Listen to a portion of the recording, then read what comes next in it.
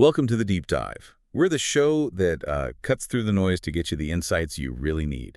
And today, we are really digging into a paper that, honestly, it kind of shakes things up in conservation science. It questions how we even decide what belongs where. Yeah, this is Spatial Scale and the Underestimation of Streamfish Community Invadedness. The lead author is Lily M. Thompson, projected for 2025. Right, and it's not just, another study. It feels more like a necessary correction. It suggests that maybe, for decades, we've been kind of systematically undercounting invasions in our streams. So our mission here is to unpack this, to look at the evidence they present, showing that the usual way we define a native species, it's often way too broad. And that broadness, it hides the real scale of the problem, especially in U.S. rivers and streams. The whole thing hinges on this idea that native range depends completely on the spatial scale you choose, how big a box you decide to draw around an area. Like if you draw a really big box, say almost all of North America, the Nearctic realm. Exactly. If that's your definition of native, then you only count fish that came from, say, Europe or Asia as invaders. You miss everything else. And that is where the paper just kind of hits you with this first big number. Using that super broad realm-level definition, you might look at a stream and think, okay, maybe one fish out of every 40 here is non-native. But Thompson's team, they used a much tighter, more ecologically relevant scale, and suddenly that number jumps. It's closer to 1 fish in 10 being non-native in the exact same stream. Wow, okay, that's a huge difference. That kind of potential error, you can't ignore that. Let's unpack it. Why is the scale definition so critical, especially when we're talking about fish? Well, it's fascinating with freshwater fish, right? Their native status is almost entirely about the scale you pick. Because rivers, well, they're naturally divided up. Yeah, a fish can't just decide to swim from, say, the Mississippi watershed over the mountains into the Colorado watershed. There are barriers. Exactly. Natural barriers. Waterfalls they can't get up, mountain ranges, or sometimes just miles of dry land separating river systems. So even if a fish is, native to the East Coast, if someone moves it out west into a completely different river system, even though it's an American fish, ecologically it's an outsider there because it couldn't have made that journey naturally. Precisely. And the paper leverages this natural segmentation. It uses watersheds to define 3 different levels or scales of what non-native means. They use the U.S. system, the hydrologic unit codes, or HUCs. HUCs, okay. So the biggest, broadest scale they look at is extra-realm non-native. These are the classic alien species brought in from completely outside North America. Think common carp or brown trout from Europe. Got it. The obvious imports. Then there's the middle scale, regionally non-native. This means a fish was moved from a different major river basin within the U.S., so a different HUC2 region. Think like moving something from the Ohio River Basin clear over to the Pacific Northwest. Okay, still big jump, but within the continent. And then the finest scale they used. That's the key one, isn't it? Provincially non-native? That's the one, yeah. This is a species moved from a different HUC8 watershed or province, which is a much smaller area, often within the same region or HUC2. HUC8. How big is that, roughly? Think maybe the size of a large county, or maybe a distinct ecological neighborhood of rivers. Crossing a HUC8 boundary often means crossing a real significant natural barrier that fish wouldn't normally pass. It's a much more ecologically meaningful local scale than the whole continent or even a huge river basin. Okay, this brings up something I bet listeners are wondering. If a fish is native to, say, Tennessee, and someone moves it to California, why call it non-native there? Isn't that a bit strong if it's still fundamentally an American species? Yeah. Why lump it in with something from Asia? That is exactly the point Thompson and her colleagues are making. The ecological impacts things like pushing out local species, competing for food, even hybridizing with closely related native fish. Those impacts can be just as bad, sometimes even worse, when the invader is from just a few states away compared to one from overseas. Huh. Why worse? Well, often because they're more closely related, they might compete for the exact same food, the exact same spawning spots. And if we use those really broad definitions, we might just assume, oh, it's a sunfish, our native sunfish can handle it. But that assumption, the paper argues, makes us underestimate the real threat. It leads to this biotic homogenization, where unique local fish communities get gradually wiped out and replaced by the same few adaptable species everywhere. So the definitions aren't just academic, they have real consequences. Right. Okay, showing this. Proving that our definitions are potentially flawed. That must have taken a massive amount of data, right? How'd they do it? Oh, the data side is seriously impressive. They pulled together community data from, get this, 30,034 different stream and river segments. 30,000, wow. Yeah, across the entire lower 48 states. And the data spans more than 2 decades, from 2000 up to 2023. These are specific locations called commids in the system. And crucially, this wasn't just looking at historical records of where fish might be, right? They used specific survey data. Exactly, standardized electrofishing data. So teams actually went out, sampled specific defined stream sections, and recorded exactly which species were present together and how many of each. So it gives you a real snapshot of that local community, what's actually co-occurring right there, right then. It avoids the biases you get from just looking at, say, county-level presence lists, and they used that data to measure invadedness in two main ways. Okay, what were they? First, just non-native species richness. Simple count, how many different types of non-native species did they find in that sample? Makes sense. And second? Second was relative abundance. So what proportion of the total number of individual fish caught were non-native species? This tells you not just if they're present, but if they're actually dominating the community numerically. Richness and abundance. Got it. Okay, so they have the data, the metrics. Yeah. How did they connect this back to the scale problem? They had this concept, the aggregation funnel. Yeah, the aggregation funnel. It's a great way to visualize the issue. Imagine you're classifying the status of all the fish you caught. If you only use the coarsest filter, the realm scale, you basically ignore any fish that's non-native just at their regional or provincial level. Because it's still in the Arctic. Right. You treat it as native. So that coarse funnel lets all those other non-native types just pass through uncounted as invaders. The coarser your definition, the more non-native species you completely miss. Okay. And this is where the numbers get, well, pretty alarming.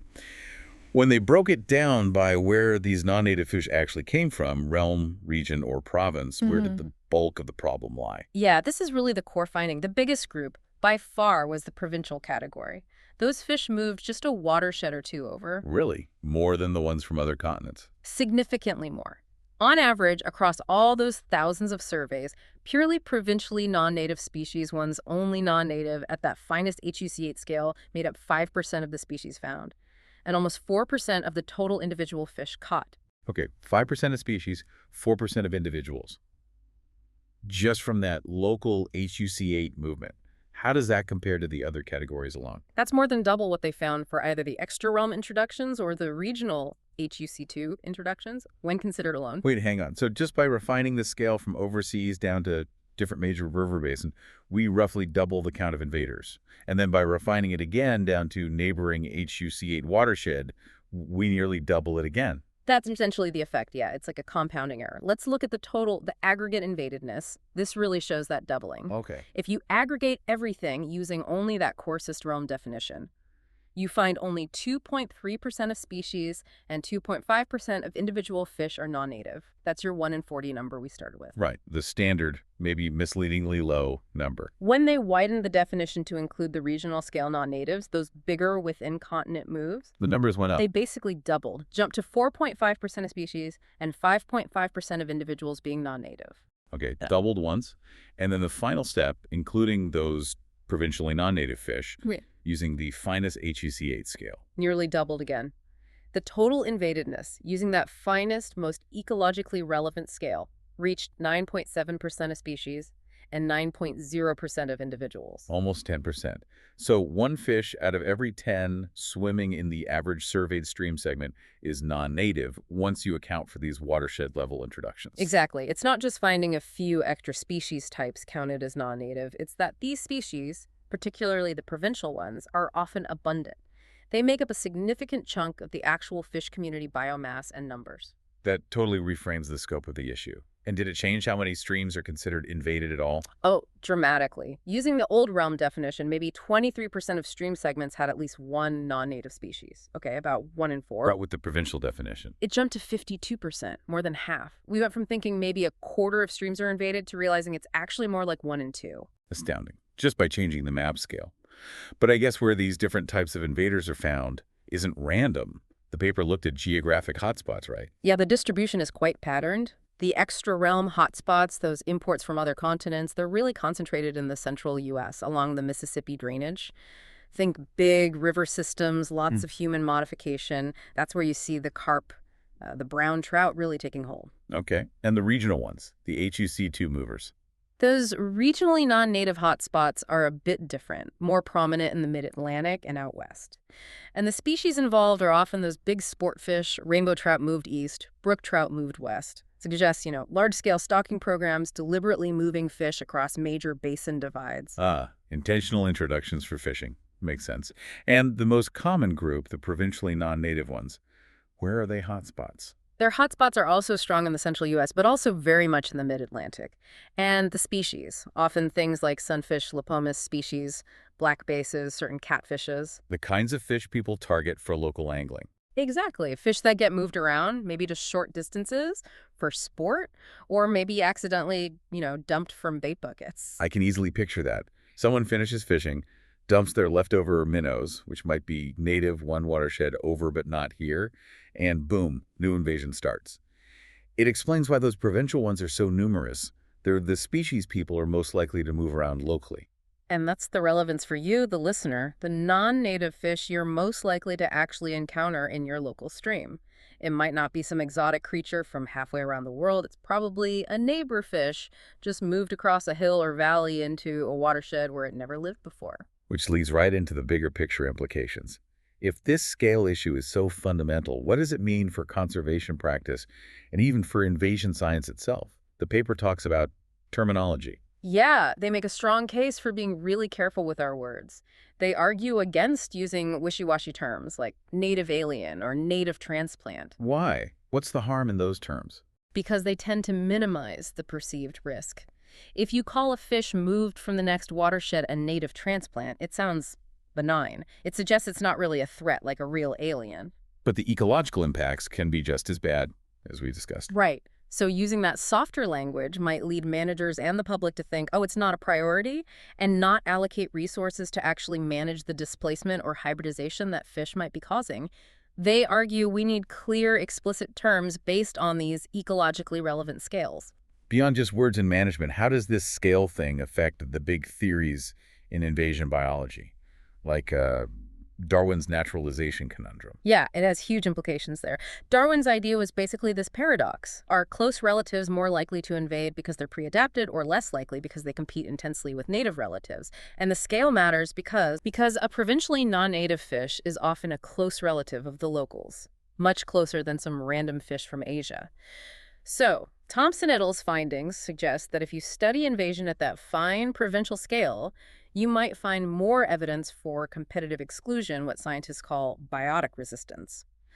The locals might actually be better at fighting off invaders that are too similar. Ah, I see. But if you only looked at the realm scale, only counting those very distant invaders, Then you might conclude the opposite. You might think, wow, only really different tough species can make it here, suggesting environmental factors, not competition, are the main filter.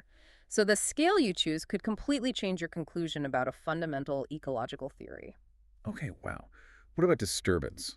The idea that disturbed habitats let invaders in. Same issue. Does disturbance promote invasion? Depends on your definition of invader. Maybe those really widespread, generalist, extra-realm species do thrive in disturbed streams. They're tough. But a provincially non-native fish, maybe one that's more specialized, adapted to similar conditions as the natives. It might suffer just as much from habitat disturbance as the native species do. So again, using a coarse definition might lead you to say disturbance helps all invaders, while a finer scale might show a much more nuanced picture. And this isn't just about fish, is it? Even though fish and watersheds are such a clear example. No, absolutely not. They emphasize the principle applies broadly.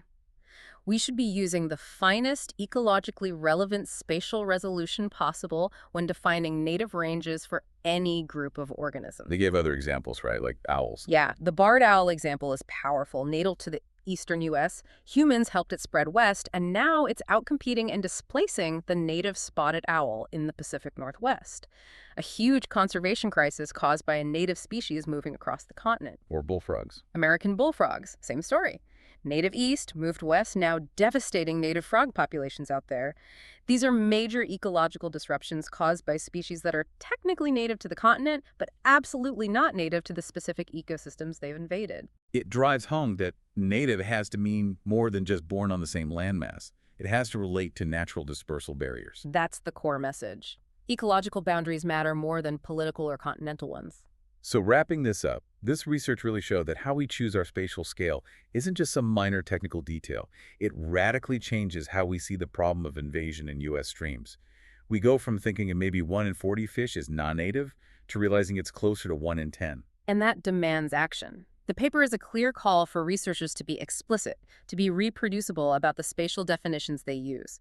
We need that clarity to compare studies and really understand invasion processes. And for conservation folks on the ground, the message seems even more stark. Yeah, it's basically, if your main focus is only on the species that came from overseas, you're likely missing the majority of the invasion problem right under your nose. The threats from species move just over the next ridge, across that natural watershed divide. It really challenges our assumptions. Proximity doesn't mean harmlessness. So here's the final thought for you to chew on. Given everything we've discussed, the competition, the potential for hybridization, the sheer numbers, could it be that a sunfish moved just one watershed over actually poses a greater immediate threat to that local stream's biodiversity than a carp from Asia? The work by Thompson and colleagues strongly suggests we need to start seriously considering that the answer might be yes.